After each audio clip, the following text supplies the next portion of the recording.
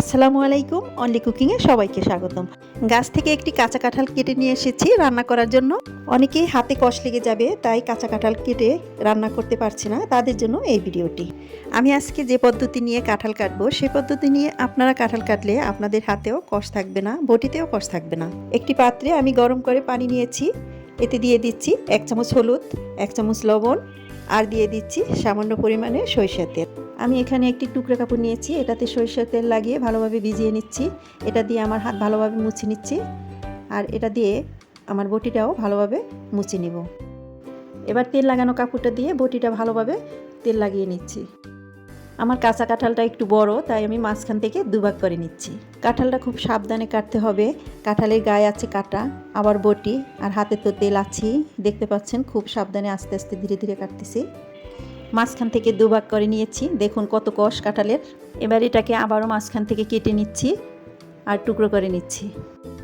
খোসা ছাড়ানোর আগে মাঝখানের যে এই শক্ত অংশটা, এটাকে আমি ফেলে দিচ্ছি। এটা রান্না করে খাওয়া যায় না, তাই আমি এটাকে ফেলে দিব। এবার কাঁঠালের খোসা ছাড়িয়ে নিচ্ছি।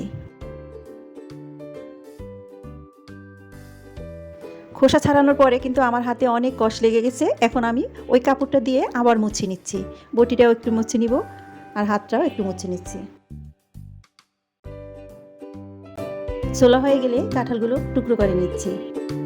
টুকরোগুলো বেশি ছোট করা যাবে না, একটু বড় করে টুকরো করে নিচ্ছি। বেশি ছোট করে টুকরো করলে রান্নার সময় গলে যেতে পারে, গলে গেলে কিন্তু রান্নার স্বাদটা থাকবে না, তাই একটু বড় করে টুকরো করে নিচ্ছি।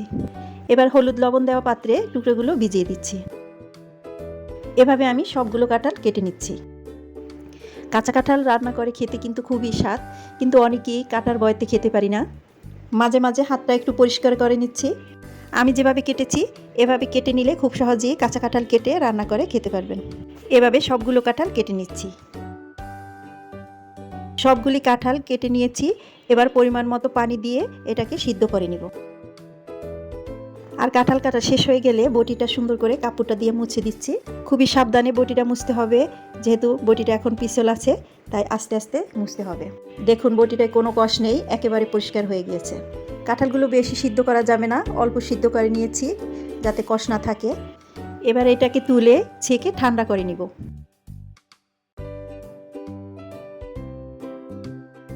এতগুলো কাঁঠাল আমি একদিনে খেতে পারবো না, তাই এটাকে ঠান্ডা করে ফ্রিজে রাখবো।